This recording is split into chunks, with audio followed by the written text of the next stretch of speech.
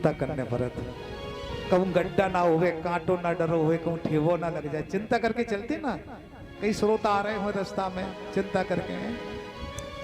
लेकिन जब हम आप मोटर गाड़ी में बैठ जाते तो सारे शरीर की चिंता कैसे सौंप दे, जो वो चला रहा।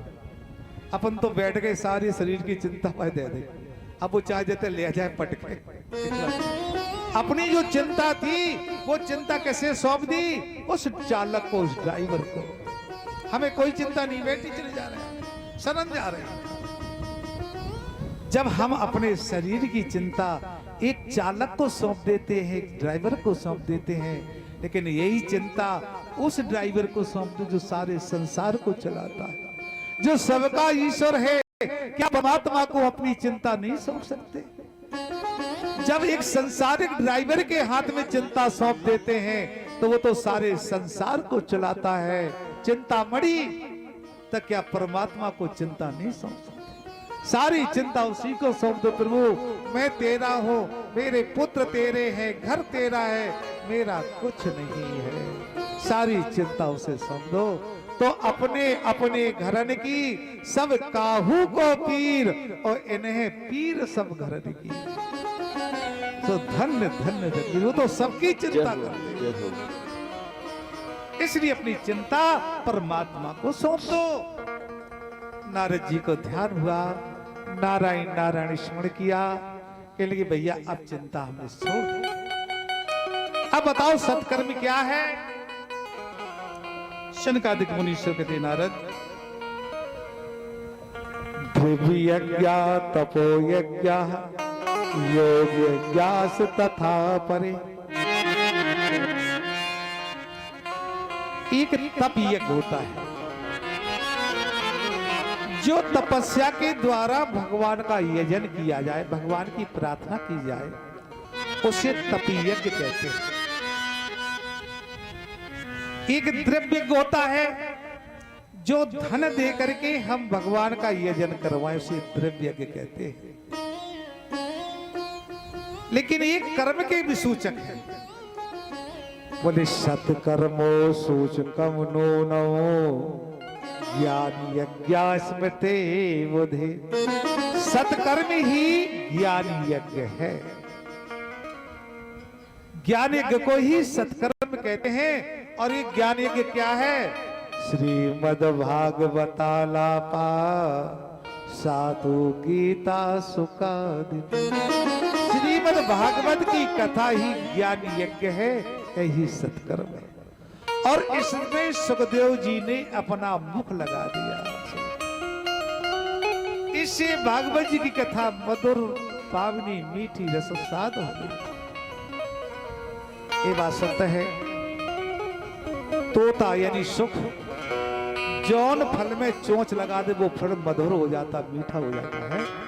सब लोग जानते हैं शिवा को खतरो हमें दे दी मीठा है। या तोता उसी फल में चोंच लगाता है जो मीठा होता है, क्योंकि वो जानकार होता है। उसी में अपनी चंच लगाता है जो फल मीठा होता है। सुनो, आज सुखदेव जी ने अपना मुख लगा दिया भागवत जी में, तो ये मधुर पावनी बन गई। नारद जी ने हाथ जोड़े, प्रभु ये बताओ भैया, ये भागवत जी की कथा आई कहां से? बोले वेदों से। बोले भैया हमने वेद ही के मंत्र सुना दे पहले कान में, ज्ञान वैराग्य के कानों में वेदों ही के मंत्र सुना दे। जब उन मंत्रों से कछु ना बिगड़ो तो भागवत से कैसे जा कथा से उनको उद्धार हो जाएगा? सनकादिक मुनीश्वर नारद ने कहा, नारद जी। बोले हाँ भैया। बोले जा बताओ, आम के वृक्ष को क्या कहते हैं?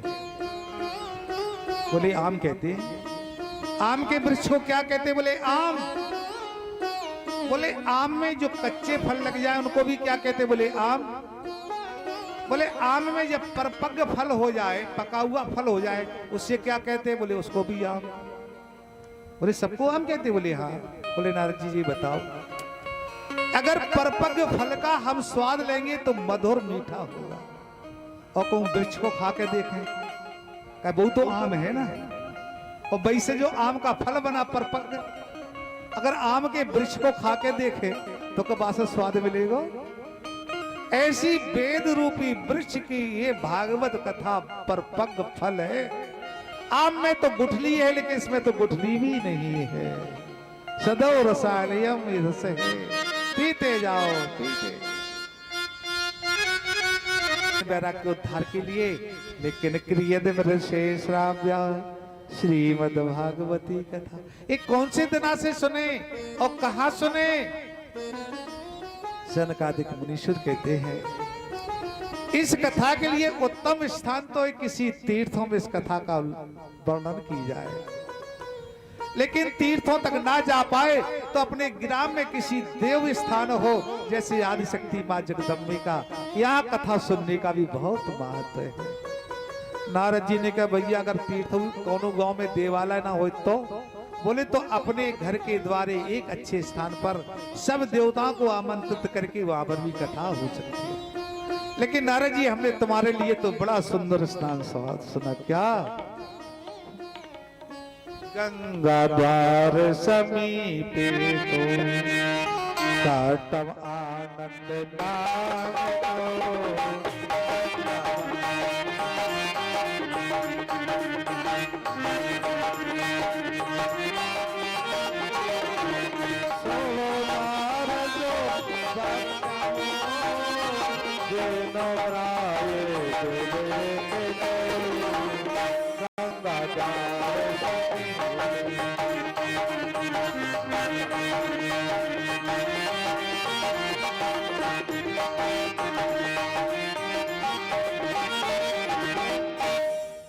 गंगा द्वार है हरिद्वार, वहां पर आनंद नाम का तट है जो सदैव आनंद देने वाला है। उस जगह इस कथा को किया जाए। नारद जी ने कहा भैया आप कथा के वक्ता ढूंढन कहाँ जाए? नहीं भैया कृपा कर दो तमीजा भागवत जी की कथा सुना दो। सुनो आज सरकाधीश्वर कथा सुनाने के लिए चल दिए। ये समाचार करने करने जपंजना तीनों लोकों में फैल गई कि नारद जी भागवत जी की कथा सुना रहे हैं। तो बड़े बड़े ज्ञानी संत महात्मा आनंद तट की ओर, बड़े बड़े देवता यक्ष गंधर्व सब कथा का आनंद लेने के लिए चले। कौन कौन से संत? फिर गुरु वशिष्ठ चवनस गौतम गाते थे ले दे देवरा।